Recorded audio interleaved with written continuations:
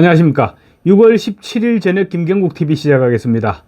이재명에게 발등에 불이 떨어졌습니다. 이화영이 감옥에서 사면을 요구하면서 초강수를 두고 나섰습니다.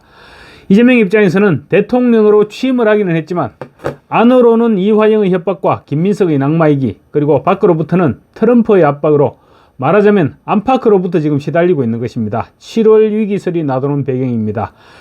다급해진 민주당이 대법원에서조차 이화영에게 징역 7년 8개월을 선고한 대북 송금 사건이 조작됐다, 이렇게 주장하는가 하면 이화영과 막교환 특별 사면시킬 여권 인사 물색에 나섰습니다.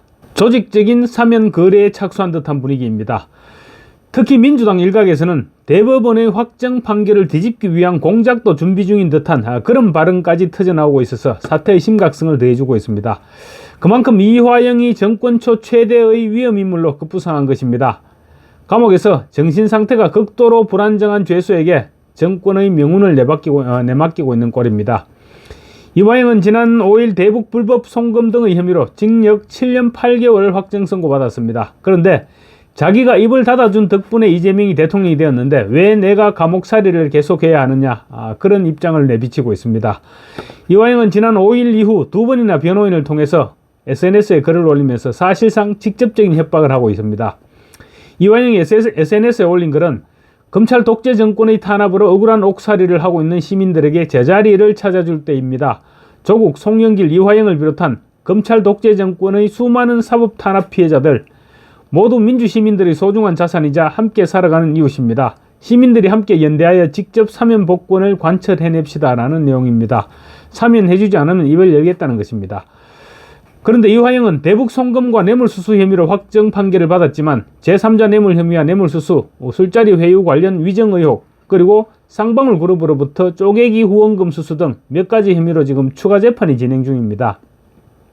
그래서 사면 대상도 아닌데 막무가내로 사면을 요구하고 있는 것입니다. 대통령이니까 무리해서라도 해달라는 것입니다. 심지어 7월 17일 재헌절 특사로 석방시켜주지 않으면 나도 내 입을 믿을 수 없다는 식으로 협박을 하고 있다는 것입니다. 이재명과 민주당도 사법 대상이 아니다는 말로는 더 이상 달랠 수 없는 상황으로 판단한 것으로 보입니다. 그래서 대북 송금 사건은 조작된 사건이었다는 주장으로 특별 사면을 위한 밑자락을 까는가 하면 또 다른 방향으로는 맞교환 대상을 물색하고 있는 것으로도 드러났습니다. 우선 민주당 법률위원장인 박균택 의원이 지난 16일 이화영 전 부지사의 대북 송금 사건은 조작됐다고 믿는다라고 주장을 했습니다. 대법원에서 유죄로 확정한 사건을 부정하고 나선 것인데 그만큼 다급해졌기 때문입니다. 박균택이 CBS 라디오 인터뷰에서 했던 말인데, 박균택은 명색이 광주 고검장까지 지냈던 사람입니다. 이화영 사건이 어떤 사건인지는 누구보다 잘 알 것인데도 불구하고 대법원 판결을 부정하고 나선 것입니다. 김성태 전 쌍방울그룹 회장이 도박 자금으로 해외에서 사용한 것을 대북 송금 사건으로 둔갑시켜서 이재명이 그 배경에 있는 것으로 몰아왔다는 것입니다. 이재명의 무죄를 주장하는 것이기는 하지만 자연스럽게 이화영이 억울하다는 주장으로도 연결되는 것입니다. 말하자면 특별사면의 근거를 마련해 나가고 있는 것입니다. 그러면서 박균택은 무서운 이야기도 합니다. 당사자들 사이에 뭔가 어떤 좀 내분이라든가 그 선언을 통해서 진상을 밝혀줄 기회가 있을 수도 있다라고 말했습니다. 쌍방울 관계자 등의 회의를 통해서 또 뭔가 공작을 하고 있는 것이 아닐까, 그런 의심을 지울 수 없게 하는 그런 발언입니다.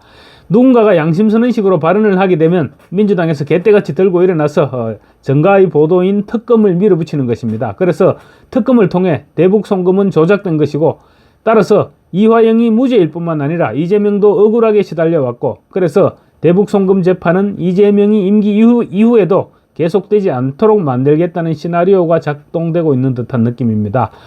민주당이 지금까지 해온 행태를 감안할 때 박균택의 발언을 썰마로 치부해서는 절대 안 될 것입니다. 바꿔 말하면 이화영의 협박이 그만큼 강력하다고 볼 수 있는 것입니다. 그리고 또 국민의힘 박민영 대변인은 오늘 17일 매일신문 유튜버 이동재의 뉴스 캐비넷에 출연해서 최근에 민주당 인사들이 국민의힘 측에는 사면할 사람이 없냐라고 저한테 아름아름 물어오시는 분들이 있다라고 폭로했습니다. 이화영과 맞교환식으로 특별 사면 시켜줄 사람이 없느냐, 말하자면 사면 거래를 할 사람이 없느냐, 이렇게 물어왔다는 것입니다. 과거 김경수를 복권시켜주면서 국정농단에 연루됐던 보수 인사들을 사면 복권시켜줬듯이 이화영을 사면시키면서 거래할 사람이 없겠냐고 물었다는 것입니다. 엄청난 폭로입니다. 만약에 국민의힘이 사면 거래에 응하게 된다면 국민의힘은 그 순간에 문을 닫게 될 것입니다. 이화영의 석방 여부는 굉장히 중요한 포인트입니다. 민주당에는 지금 이재명과 공범 관계로 의심을 받고 있으면서 입을 닫고 있는 사람들이 한둘이 아닙니다. 당장 김용, 정진상은 물론이고 김만배와 김인섭 등 민간업자들도 이재명과의 관계에 대해서 한결같이 입을 닫고 있습니다. 만약에 이화영에 대한 사면을 단행하게 된다면 너도 나도 청구서를 들이밀 것입니다. 반대로 이화영이 끝내 사면 대상에 포함되지 않을 경우 이들 역시 자기 살 길을 찾아야 할 것입니다. 그래서 민주당과 대통령실에서 이화영은 어떤 무리수를 두더라도 사면을 추진할 가능성이 높아 보인다는 것입니다. 이화영은 심지어 차기 집권당 대표로 유력시 되는 박찬대에게도 협박을 하고 있는 것으로 보인다고 서정욱 변호사가 주장했습니다. 이화영이 대북 송금과 관련한 검찰의 초기 수사 단계에서 이재명에게 대북 송금 사실을 보고했다고 진술했을 때 당시 최고위원이던 박찬대가 나섰습니다. 박찬대가 이화영의 측근으로 지역구를 대신 관리하던 이우일이라는 사람을 만났고 그 사람은 이우일 씨를 통해서 이화영의 부인 백정화 씨와 통화를 했습니다. 그 후 백정화 씨는 이화영에게 법정에서 정신 차려, 이화영 정신 차려 이렇게 소리쳤고 그 법정 부부싸움을 계기로 이화영은 완전히 다시 돌아섰습니다. 검찰에서 했던 진술은 검찰의 압박과 연허의 소주 파티 등의 회유 때문에 허위로 진술했던 것이라면서 기존 진술을 모두 번복했던 것입니다. 이화영은 이 같은 행동을 지난해 총선이 끝나고 면회왔던 민주당 중진 의원에게 대속했다 이렇게 표현하면서 이재명에게 안부를 전해달라고 말했습니다. 내가 대신 대속, 그러니까 죄를 내가 대신 받았기 때문에 이재명 당신이 그 자리에 있는 것이니 나를 잊지 말라, 이런 경고이자 애원이었던 것입니다. 하여튼 그런 과정에 이제 박찬대 너도 깊숙하게 개입했으니까 사면 복권에 신경 쓰지 않으면 네가 했던 역할도 내가 모두 폭로해버리겠다, 이런 식으로 협박하고 있다는 얘기를 민주당 관계자들로부터 전해들었다는 것입니다.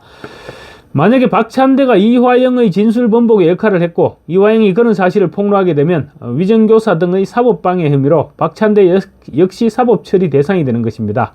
그렇게 되면 민주당 전체가 엉망진창이 되어버리는 것입니다.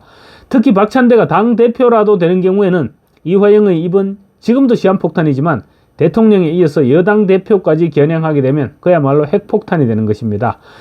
그래서 민주당과 이재명은 어떤 일이 있더라도 그런 일만큼은 막아야 하고, 그래서 사면 거래는 물론이고 공작을 통해서라도 대북 송금 사건만큼은 반드시 무효화시키려 할 것입니다. 저는 박균택이 대법원 판결이 유죄로 났음에도 조작이라고 믿느냐는 질문에 김성태의 진술이라든가 안부수시 진술 이런 것들을 토대로 유죄가 나왔는데 아마 시간이 좀 지나고 나면 당사자들 사이에서 뭔가 어떤 좀 내분이라든가 그런 선언을 통해서 진상을 밝혀줄 기회가 있을 수도 있다고 본다, 이렇게 말한 부분을 굉장히 주목해야 될 것으로 보입니다.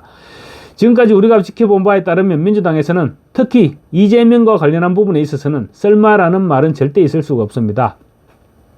뭐든지 아무리 터무니없는 짓거리도 일단 행동으로 옮기고 보는 집단이기 때문에 대법원에서 최종 유죄 판결이 내려졌다고 하더라도 누군가가 진술을 번복하면 그걸 밑바탕으로 특검을 실시하고 재심을 신청하는 등의 방법을 통해서 대법원 판결을 뒤집으려고 할 가능성 충분히 염두에 두고 대비를 해야 될 것입니다. 감사합니다.